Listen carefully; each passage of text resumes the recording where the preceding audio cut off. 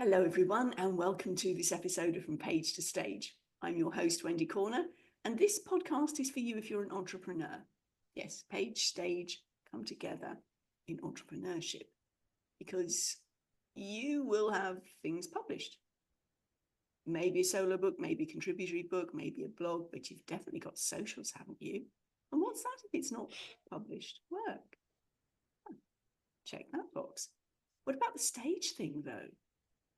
Again, if you're an entrepreneur, you'll be going to networking meetings. You might not be very happy about them, but that's a stage. If you have one-on-one conversations with people, that's a stage. So you can do a podcast like this, just saying. You can do virtual events. You can do live events. They are all different forms of stage. So this is where we're going with this one. Let's get you on a podcast, share your message, just like we're about to do with the lovely Amanda. So excited to share with you this episode. Amanda and I have known each other for about that much. So I don't really know a great deal about her, other than what I've read and our conversation beforehand. So I'm going to say, Amanda, share with us who you are and how you've come to be where you are now. Sure. So my name at the company that I'm the CEO of, Saved by Story Publishing, my role is the Oracle. And I don't know, have you seen The Matrix? Do you remember The Matrix from the early 2000s? Okay. So I came by that name very honestly. I realized when I was at the university that questions were far more powerful than answers. And so I decided that's how I was going to move through life, with lots of really good questions. At least I hoped that I would be able to form them and receive them when offered. And so as I raised my son, questions. As I got into the coaching business and editing business with aspiring authors and speakers, lots of questions. And the other thing about the Oracle is that she can see things beyond what the other people can see, right? She kind of sees beyond the story that's happening. And so that I discovered very early kind of surprised me when I began to sit down with these amazing entrepreneurs and think, who am I to see even further into what's possible for them? But I did. And as I started to ask questions and see if they were curious about those things, I got the, how do you see things before we do? Right. But it was also very important to me that everyone got to choose their path. Neo asked, am I the one? And she said, I don't know. Are you? And so there's a lot of that happens here. And so today, like I said, I'm the CEO of Saved by Story Publishing. We help aspiring authors from inspiration to impact. And then I am taking the message and the elixir of this work for the last almost 2 decades out into other communities through the Story Oracle brand, really looking to take this narrative medicine into the mental health system, into the education system, and all of these places where I think that we could really use a good dose of mindfulness and story to accelerate the work that we're all doing. I love that concept of narrative medicine. Isn't that what it feels like? When you hear a good story or you watch a good story or read a good story, it feels like medicine. It's soothing to the soul in some way. Yes, yeah. I mean, because since eons ago, since we started communicating verbally, and even before that, information is passed on through story. Yeah. You know how facts can they do me anyway. And I remember history classes at school. Dates just went over my head. Mm-hmm. But you weave a good story in there. Mm-hmm. Oh, right, you've got me. So how come Henry VIII had 6 wives? Well, and that's the bit I remember. I couldn't care less about their names and when they died. Well, I'm sorry, guys, ladies, I should have done. But the point was, it was a good story that went with it. And that's the bit that I remembered. Yeah. Definitely. All of the most important lessons that I've received have been through story, even all the way to my high school my high school teacher. He was the toughest teacher I ever had. I spent so much of my time with him in tears. And I was like, one of these high performing students that amazed all the other teachers. And it was because I knew how to get answers out of them. I couldn't do it with him. I just got questions. Math, science, my just least favorite. I'm a words girl, for crying out loud. Yes. And he was also just this wise old man. And so I remember one time we were talking about the importance of listening. I was coming up in a Christian school, and so we were talking about the importance of really paying attention. And he shared a story about one of his friends who came out of Vietnam. And when he was with all of his platoon, he heard a voice say, "Get down."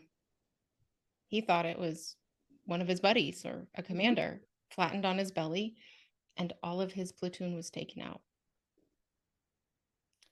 And so he figured it wasn't any one of them who told him to get down. So he went home and he wrestled with God and said, "Why didn't you tell everybody else?"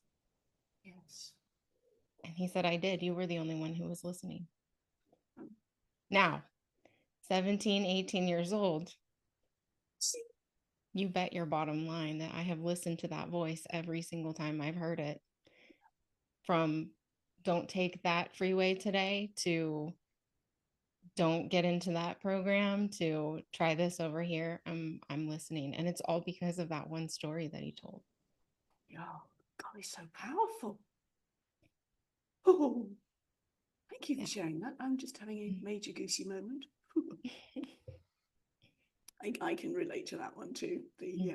Yes, you are going to Kuala Lumpur and you're going to write a book, My Life with 20 Kilos. And then go, what?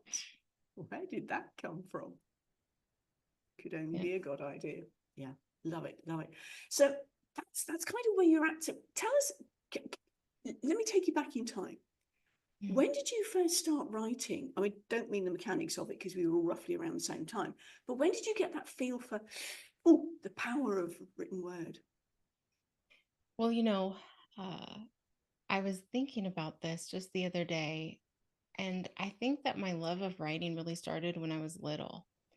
I grew up in an environment where saying my thoughts and feelings out loud wasn't exactly it wasn't a thing. It was either I had my feelings and thoughts were too big and too many questions or whatever the case may be. So I spent a lot of time just writing short stories in my diary, those sorts of things. And now I know exactly what I was doing.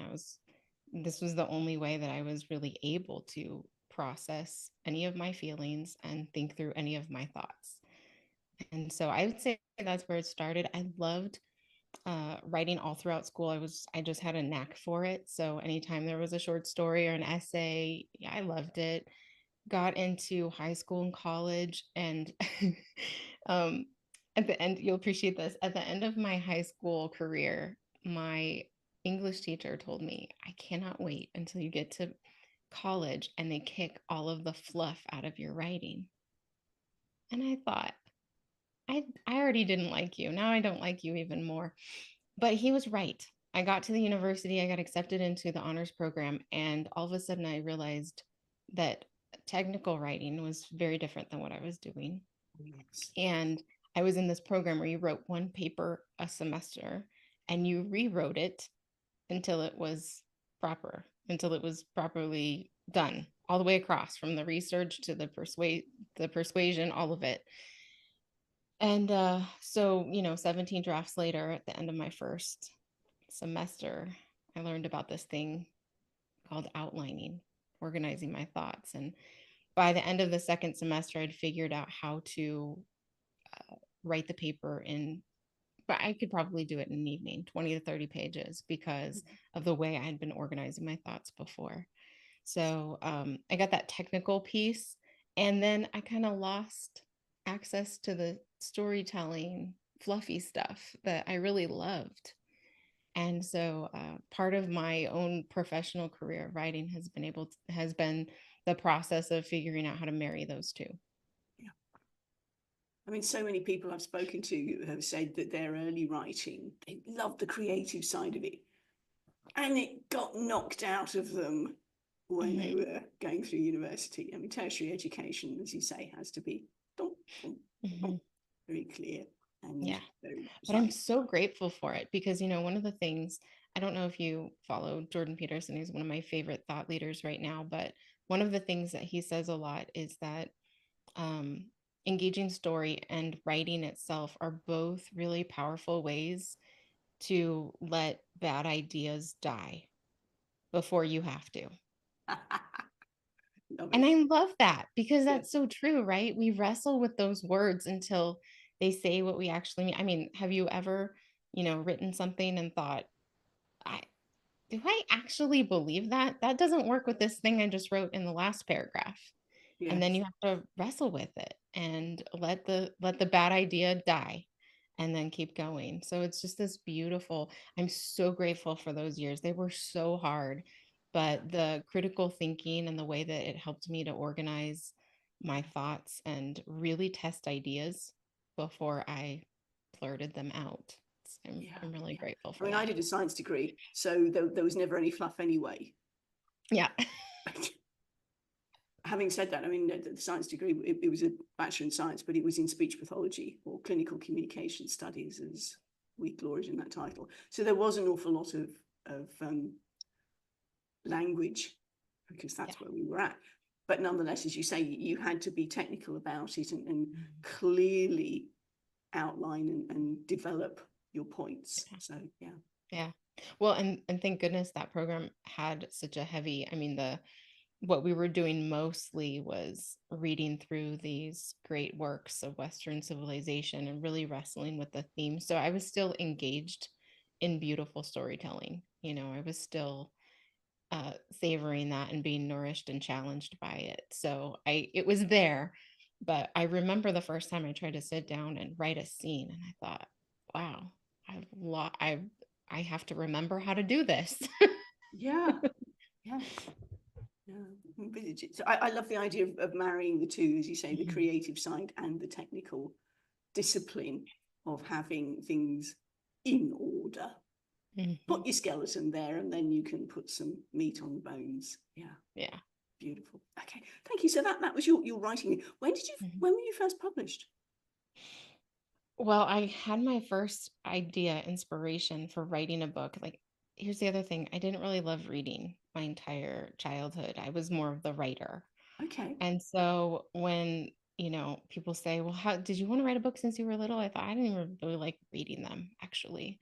And then I really didn't like reading them after, thousands of pages a week in the honors program. So when I got this idea, it was revolutionary to me because I didn't know any authors. I didn't, I knew one person who was working on becoming an author. I had edited her project, but it was really an interesting new adventure.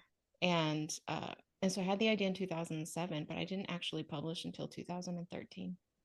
13. Mhm. Yes. So, I mean, had you written it in 2007 and didn't actually do anything with it, or was it still a work in progress until 2013? The idea actually never manifested the way that I thought it would. Okay. I had this idea for a book series, children's and parents, Oh, to help them raise children a little bit closer to how I was doing it with my son. Lots of questions, lots of focus on critical thinking and emotional well being, and really developing a healthy self image. And I was really excited about that project. So excited that I thought 2007 was the year that The Secret came out. Remember, The Secret took the world by storm, all the yes, it law of was, wasn't it? Yeah. attraction. And Yeah. and so I got this idea and I called my coach and said, I have this idea for a series, and I think it would be really cool if I worked with a teacher from The Secret. And I heard her take a deep breath and then say, how soon do you want that to happen? And I thought, brilliant, because everyone else thought I was totally insane. And 3 months later, almost to the day, one of those teachers from The Secret walked into Sizzler behind me and invited me to a workshop that I don't want to say it changed the trajectory. It deepened the trajectory of the work that I was going to do, because I had this moment of realizing that I I didn't feel comfortable, that imposter syndrome that we always find with our new authors, right? These masterful human beings who are high performing and overachieving somewhere else in another domain, and then they come over into the writing and they feel like novices and kind of lose access to that mastery for a while. Yeah. That's how I felt, because I thought, you know, I saw in the vision that I wanted to work with parents and children.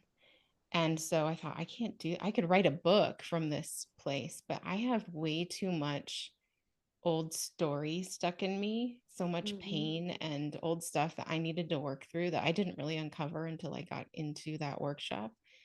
I thought, I need to do this before I tackle being some sort of thought leader. Like, I need to have some integration inside of me. So that's what I did. I stepped into a program and learned how to facilitate transformation. And I did a whole bunch of my own work for 3 years, and then had the opportunity to start working with entrepreneurs from the beginning. If they wanted to write a book, it was, I was pretty tired of the editing, receiving those 200 or 300 pages of content with really good ideas, but it wasn't No outline. powerful. It wasn't in the right order. It wasn't powerfully told. There were just, and so, I would make them phenomenal, and then I would watch their faces fall off because they had spent, sometimes up to 5 or 10 years working on a manuscript and gathering the courage to share it with someone like me. And so I just thought, man, I could really shave some time and energy and probably tears off of this process. And so that's when I really started to work with people from the beginning. Nice, nice. Ooh. So your first actual published work was 2013, and you've had a few since? Yes. So that first work, I ended up having to write that in about 3 weeks, because, as I was telling you before we hit record, I do crazy things to myself to get projects done. I'm not one of these people who can write for 20 minutes or an hour or 2 hours a day consistently across time. If I'm going to get a book done, I'm going to wrestle with the outline for a long time, and then I'm going to block out a few weeks and get the thing written. Done. Yeah, just get it done. I need to be in the flow and not interrupted. And especially, I don't know if you find this working in other people's content, it's tricky to, make sure that they're two different gears, the creation gear and the editing gear. And so Yes.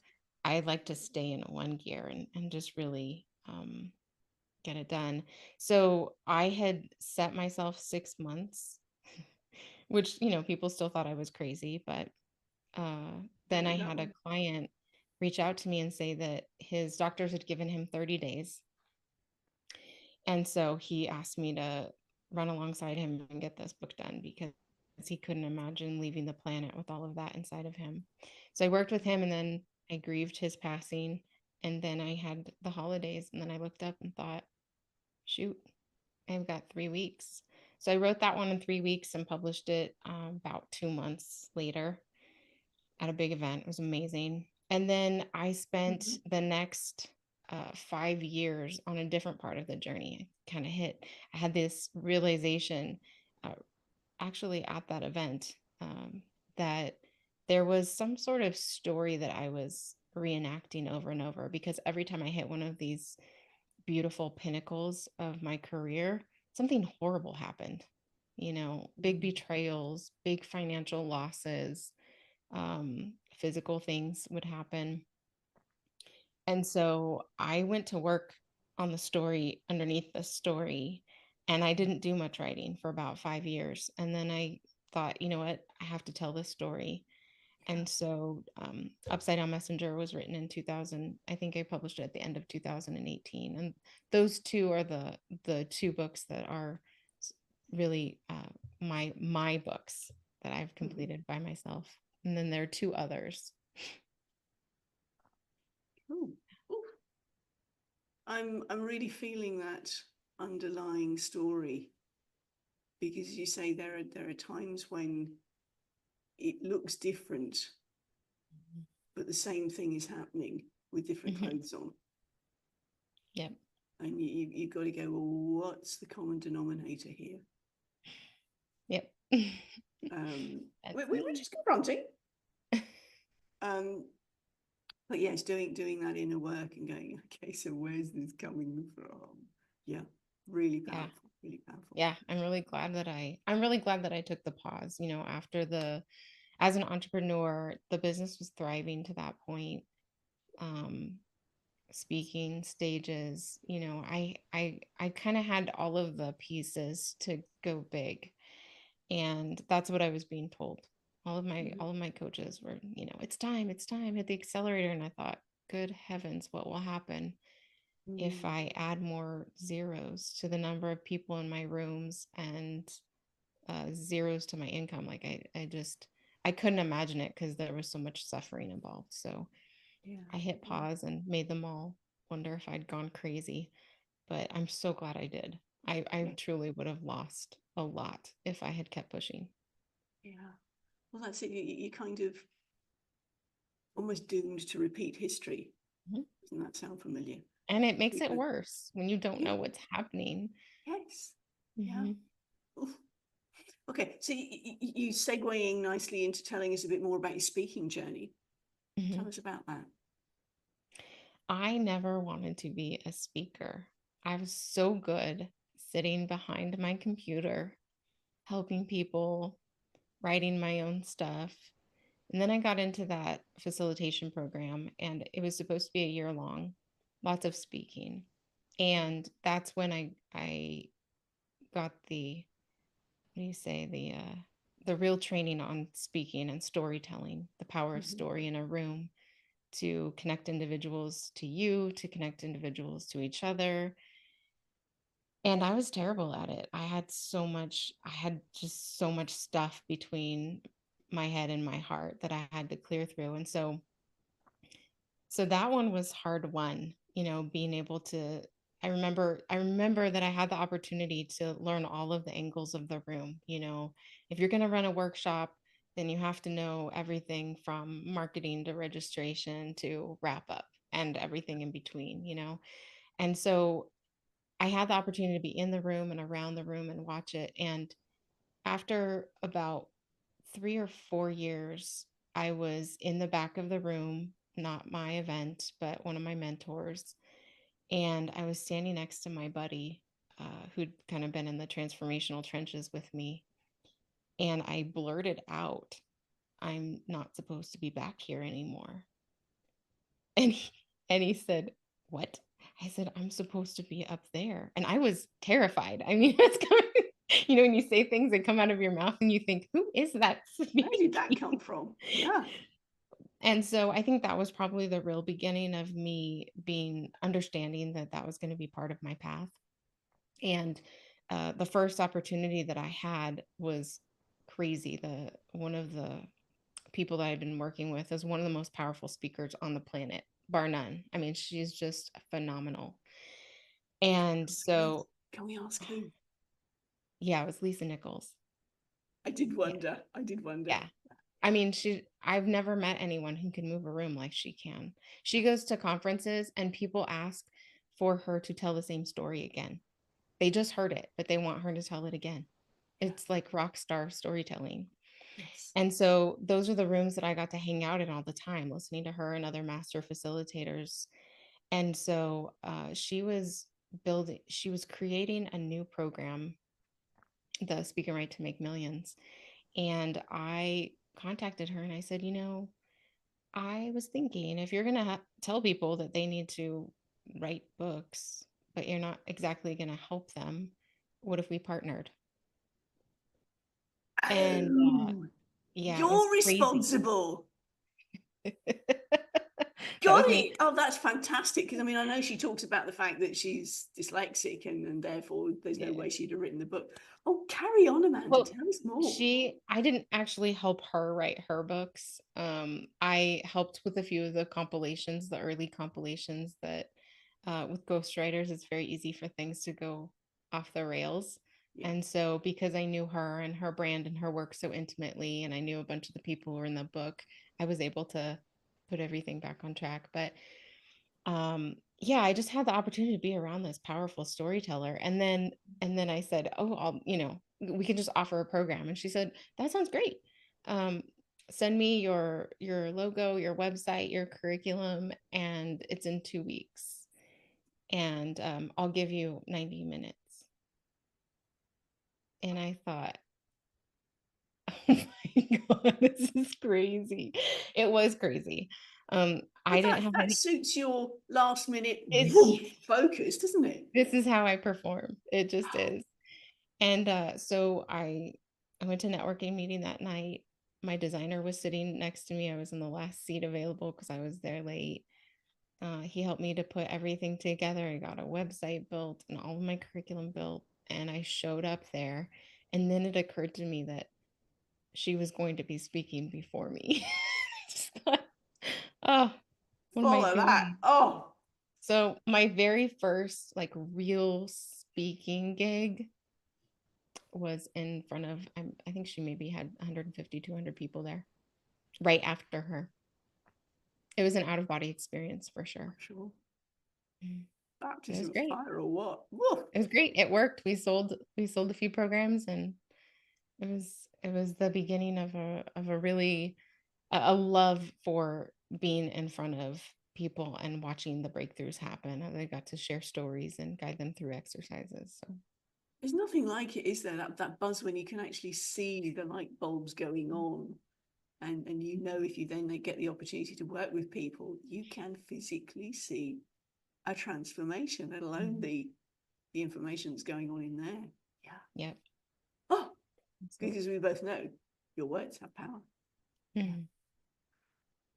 Oh, Amanda, thank you. Thank you. So we've looked at your speaking journey, we've looked at your writing journey. What are you working on at the moment? What am I working on at the moment? Book-wise. I know it's a deep breath because there's a lot of things happening. So I co-wrote a book called You Can't Make This Story Up with 19 of my clients.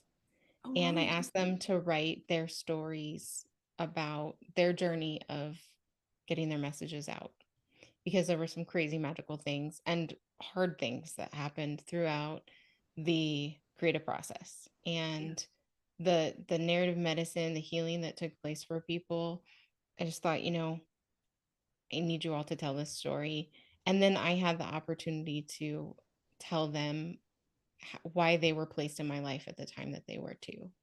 And Mm. so that was really special because I got to show them how each one of them, their messages, our interactions, some of the big problems that we had were actually a huge part of my own personal and professional growth, driving my own healing journey in the backstory piece, and Yeah. and then also being able to just refine a program and make it really powerful. So I got to do that. And then my son, When did I that book raised, come out?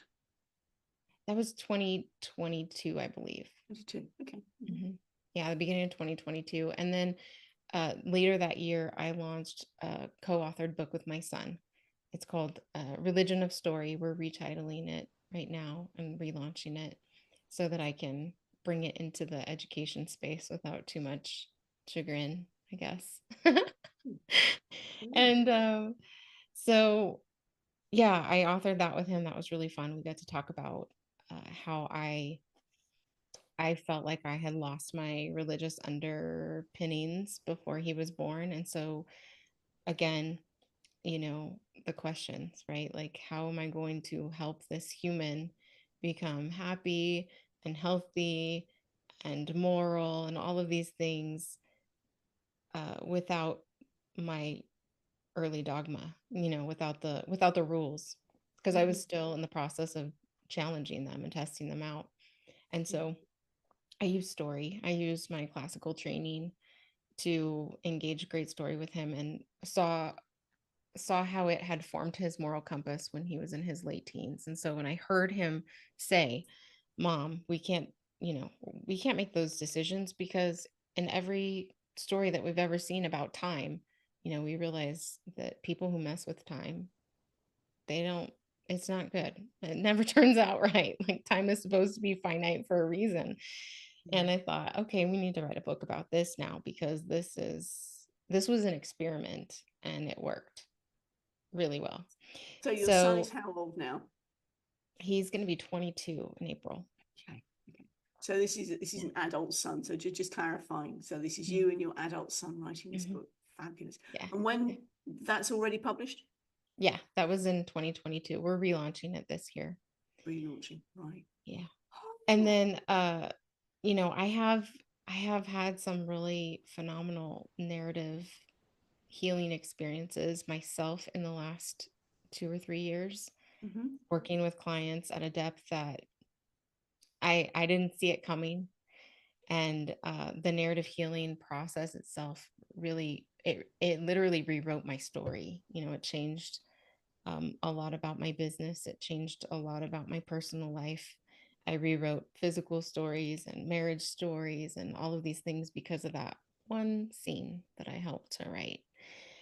And so that was the catalyst for me realizing I needed to create the Story Oracle as a brand to take the message out. So there's a book that will be written to capture that. I've already got a chapter of it written. So we'll see. Anyone?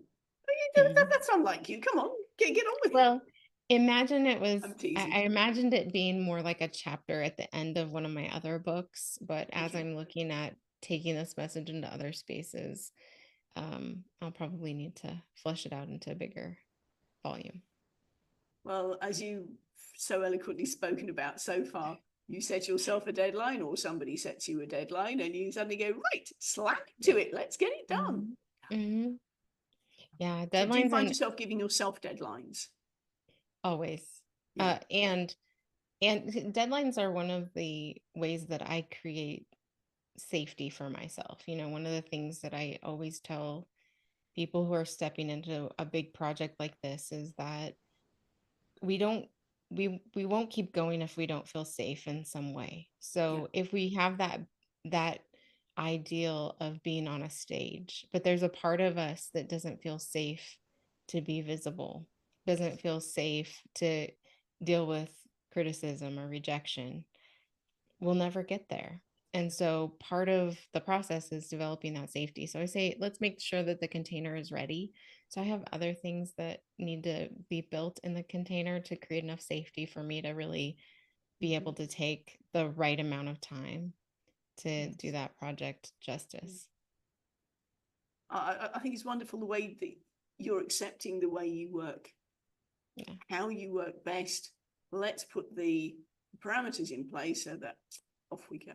Love it. Love it. I am not somebody who, I like it. I do work best to a deadline. And the book that I'm presently writing or started to write has now morphed into 5 books. Last time we spoke, it was 4. It's now coming to 5. And I've got deadlines. I've got publication dates in my head, and I put it out to certain people that they know these are when it's coming out. So actually, I got to do it now. Yeah, it's great to do it that way. When I did that in 2013, I had radio spots and all sorts of things. And in the interview, they would ask me, how was it to write the book? And I would say, it's not written yet. Oh, really? I mean, they were stunned. It's, 3 months away from launch. Well, that's it. I mean, different people work differently. As you said, some people can block off an hour a day, the old time blocking way of working. But I find that if I'm getting stuck into it, I can't simply switch. I'm a great monotasker, not a multitasker. It's just a different energy. One of the best moments of my entrepreneurial journey was realizing that I could block my time. I could have coaching days and then I could have writing days. Yeah. Because man, I felt like an absolute insane person trying to do both of those inside of a day. I thought there was something wrong with me. And then I just realized, no, these are 2 gears. One is very interpersonal and very warm and and thoughtful, and the other one is more machine-like. I love to, I use the term gear for a reason.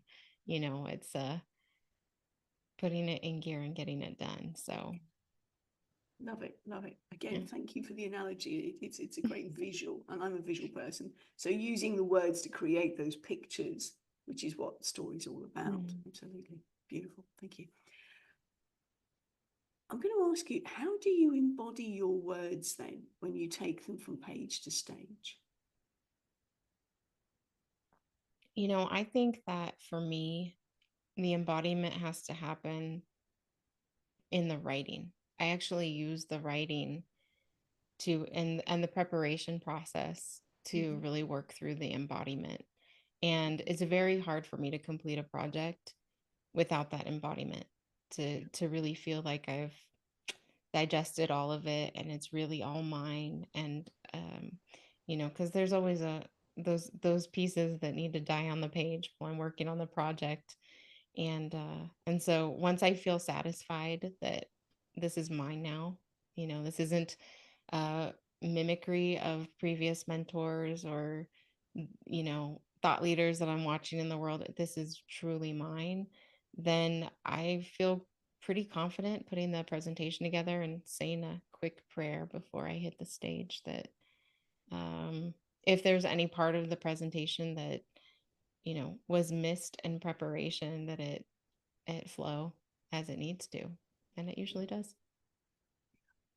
I mean, one of the things I say to speakers is you will do three talks on the day, one on the way there, one on stage, and one on the way back, when you berate yourself for the things that you missed and that didn't quite work, and I trust that the one in the middle was the one that needed to be heard. Yeah. And let go of your itty bitty shitty committee, as somebody once coined it for me. Yeah, it's interesting, and it's really fun, working with some of my clients as they're stepping into different stages, to watch their process. You mentioned knowing your process and how very important that is. I've worked with, I remember being on the plane with someone on the way to one of her workshops, and she's this master facilitator in all of these spaces. Like, I knew she knew what she was doing.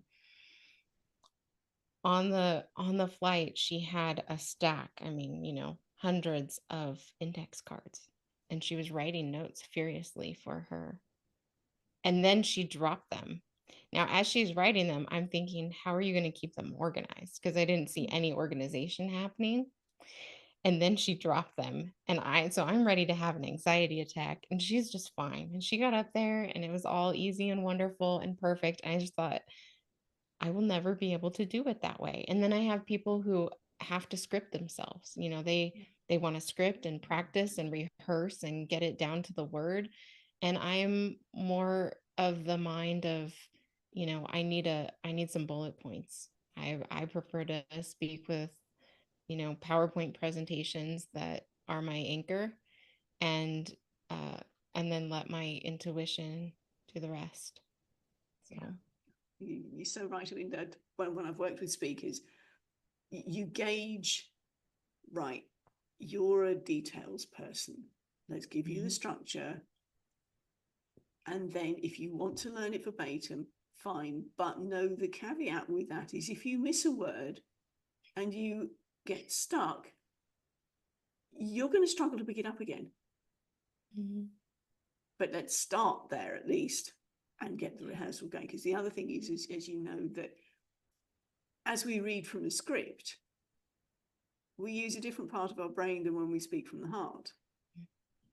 And if you've started with that script, and TEDx require you to send them scripts.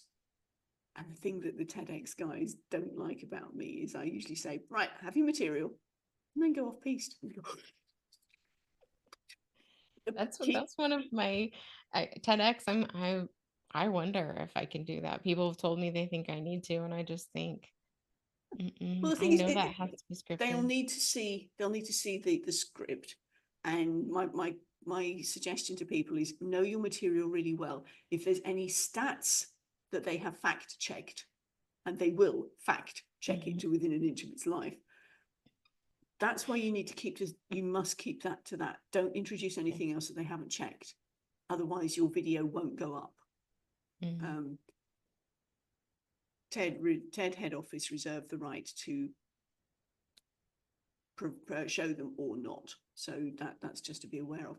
But that said, one of our speakers, because I was head speaker coach at TEDx University of Western Australia for 5-6 years, we had one lad who read the room beautifully and realized that his examples were falling flat. Mm. He switched gears, and I'm sitting there going, don't remember that in your script, but it's working. Well done, son. And he came back to the script. So you could see the sort of sweat coming down the faces of the TEDx team. But then when he got back on script, so funny. See, that makes me, that the idea of making other people sweat while I'm speaking, that actually makes me want to try it. Not It's just a me revel in you, sweating. Amanda. I love it. I love it. I know. Hey, you got to know yourself. What motivates you? You do. What's going to energize you? But Mm-hmm. as I said, my point is that yes, some people love to have things scripted, and particularly when you are new to the speaking game, I will provide a framework that I find is very helpful to people, and they'll either run with it, particularly if they are details orientated people and they have to have things. Back to your security thing again, isn't it? Yeah, knowing 100%. where you feel safe. If that's how you feel safe, great. Yeah. And I'm going to stretch you further down the track. And sometimes it's not really, it really doesn't create the level of safety. Sometimes, especially if you're a brilliant writer, and you can write this beautiful script, and sometimes beautifully written scripts just do not come across well from the stage. And so you've set a standard for yourself that you at least unconsciously know that you'll never reach. And so, of course, there's just a bunch of terror in all of the preparation and all of the walking up there. And yeah, it's interesting to notice where are those places and what do we do to, I'll say this. When my husband first met me, I was putting posters up on the high school poster board, and I had them all not straight, And he said, "Why are you doing that on purpose?" And I said, "Because if I try to get it perfect, it will bother me when it's not." And he says to this day, I really should have known just from that comment how things were gonna go. But that's the piece. Like, I know that about myself. I am a perfectionist. I want excellence, and I also have to do certain things to create a level of imperfection possibility so that I can settle and just be myself there instead of trying to, be the next Lisa Nichols. Like, I'm never going to attain that. And nor should I try. That's her jam. What does mine look like? Well, that's the thing. When I have a number of people who come to me who are introverted people, and they say, I could never be on stage. I'm not a public speaker. And I say, well, who's your role model? Tony Robbins. He's got himself down pretty well. Okay. Let him do him and you do you. Yep. And I go, yeah. Oh, he doesn't have to be that way. Please don't try and do him. Yeah. You do you. So, yeah. As we're winding up, have we got any final words of wisdom for us? I think I'll just settle in on that safety piece. As you're stepping into either pages or stages, really look at the whole of your life, not just this endeavor that you're doing, but if there's stickiness or there's strange little consequences every time you take a little step forward, then look at the whole life. Look at definitions of success. Look at, support and allies. Look at your physical practices. You talked about Tony Robbins, dude. If you're going to try to channel that amount of energy on a stage, you better be doing all of those physical things that he does in preparation, thinking in terms of we're a whole person.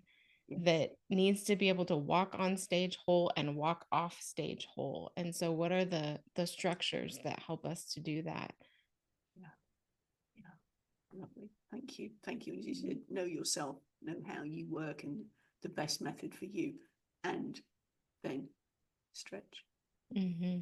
I talk about a familiar zone rather than the comfort zone, because very often our comfort zone is anything other than comfortable, but it's what we know. So Yeah. beautiful. I had a coach one time say, I'm here to stretch you outside of your comfort zone. He'd just been to an event that I put on that had 200 plus people, standing room only. And I looked at him, I said, I haven't seen the backside of my comfort zone in about 5 years now. What about what you saw looks like comfort? Well, that's good feedback, right? Because I looked like it was all good, but yeah, comfort zones are funny. The stories we tell ourselves, those internal scripts. That's honestly the biggest learning curve for me on my present adventure with the 20 kilos, because it's that stuff which weighs a lot more than 20 kilos or 44 pounds in American speak, which is my weight limit, by the way. Thank you so much, Amanda. I have really, really enjoyed our conversation. Thank you. I have to. I look forward to having some extra work with you down the track, because our conversations have been really precious. Thank you for sharing your From Page to Stage.